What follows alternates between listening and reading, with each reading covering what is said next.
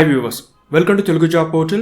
Railway recruitment cell central railway ఆర్గనైజ్లో ఖాళీగా ఉన్న అప్రెంటిస్ వేకెన్సీ భర్తీ చేయడం కోసం రీసెంట్గా నోటిఫికేషన్ రిలీజ్ చేయడం జరిగింది.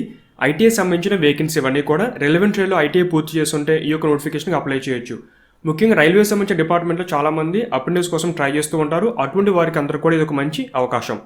ముఖ్యంగా ఎస్సీ కానీ ఎస్టీ కానీ లేదా ఉమెన్ క్యాండిడేట్ అయి ఉంటే ఎటువంటి అప్లికేషన్ ఫీజు అయితే లేదు. డిస్క్రిప్షన్ లింక్స్ ఇచ్చాను, ఆసక్తి ఉన్న వారు ట్రై చేయండి.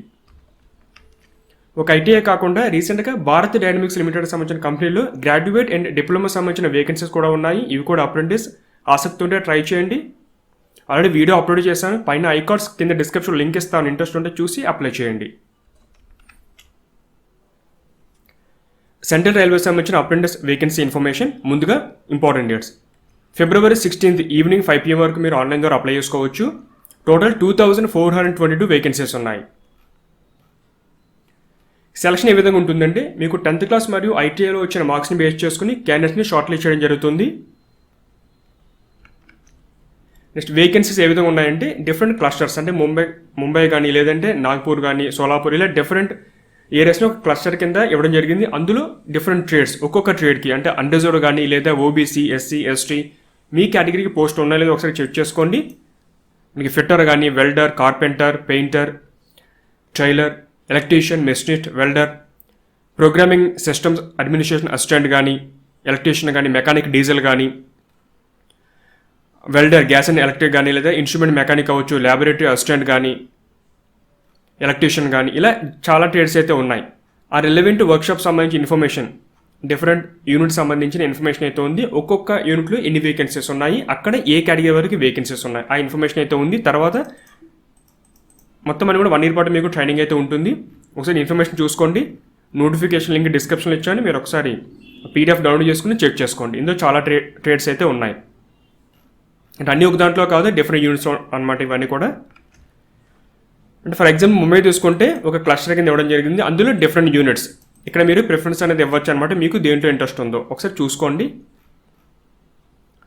మనకి భుసావల్ కానీ, పూణే కానీ, నాగ్పూర్ కానీ, సోలాపూర్ ఇలా ప్రతి దాంట్లో ఇవ్వడం జరిగింది. చాలామంది వేరే ఏరియా అనుకుంటారు కానీ ముఖ్యంగా ఐటీఐ సంబంధించింది, అది కూడా రైల్వే సంబంధించిన దాంట్లో మీకు ఇంట్రెస్ట్ ఉంటే ఈ యొక్క అవకాశాన్ని ఉపయోగించుకోండి. ఎలిజిబిలిటీ మినిమం 15 years అయితే కంప్లీట్ అయ్యి ఉండాలి, మ్యాక్సిమం 24 years. 17th January 2022 అది కట్ ఆఫ్ డేట్ మనకి.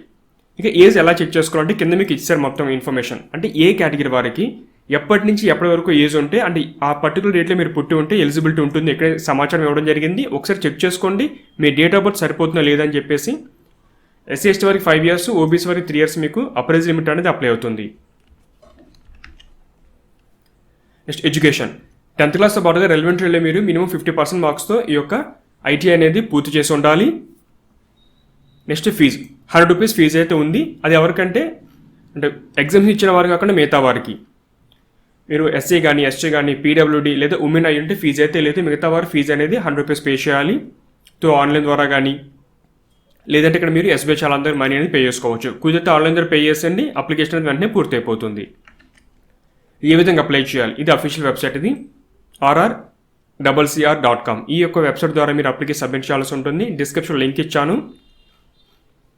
మొత్తం ఇందులో మీకు ఏంటంటే ఫోటోగ్రాఫ్ కానీ లేకపోతే మీ యొక్క సిగ్నేచర్ అవ్వచ్చు, తర్వాత డాక్యుమెంట్స్ ఏం అప్లోడ్ చేయాలి, 10th క్లాస్, తర్వాత డేట్ ఆఫ్ బర్త్ సంబంధించిన సర్టిఫికేట్ కానీ, తర్వాత మీ యొక్క ఐటీఐ సంబంధించిన సర్టిఫికేట్ కానీ, ఎస్సీ ఎస్టీ ఓబీసీ సర్టిఫికేట్స్ ఇలా లిస్ట్ అయితే ఉంది. ఇవన్నీ మీరు ప్రిపేర్ చేసుకోండి.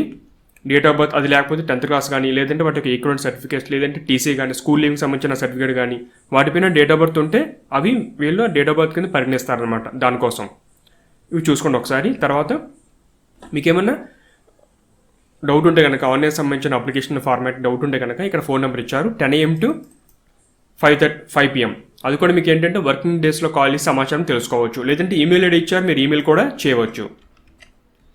ఇది railway recruitment cell central railway సంబంధించిన అఫీషియల్ వెబ్సైట్. ఇది స్టార్టింగ్ టాప్లో ఉంటుంది. రీసెంట్గా రిలీజ్ చేసిన నోటిఫికేషన్, ఇక్కడే మీకు నోటిఫికేషన్ పీడిఎఫ్ లింక్ ఉంటుంది, ఏ విధంగా అప్లై చేయాలో ఇన్స్ట్రక్షన్స్ ఉంటాయి, పక్కన ఆన్లైన్ అప్లై లింక్ అని కూడా ఉంటుంది అనమాట.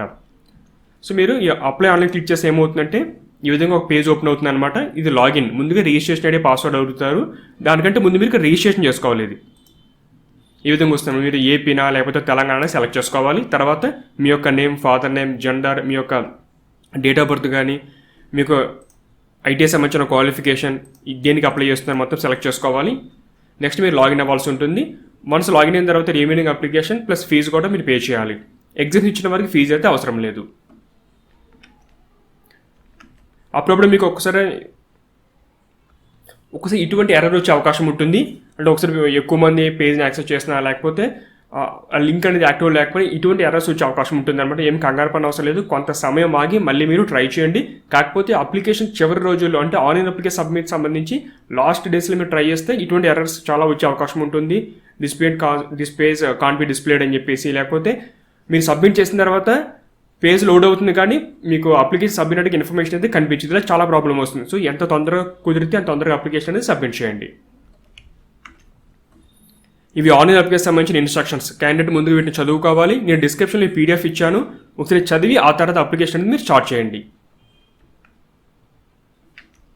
ఇది ఫ్రెండ్స్ మనకి రైల్వే రిక్రూట్మెంట్ సెంట్రల్ రైల్వే సంబంధించిన ఐటీఐ అప్రెంటిస్ నోటిఫికేషన్ డీటెయిల్స్. ఆసక్తి ఉంటే ఆన్లైన్ ద్వారా అప్లై చేయండి. మీ ఫ్రెండ్స్ కూడా ఇన్ఫర్మేషన్ షేర్ చేయండి. Latest jobs, online application process గురించి తెలుసుకోవాలంటే ఛానల్ సబ్స్క్రైబ్ చేసుకోండి.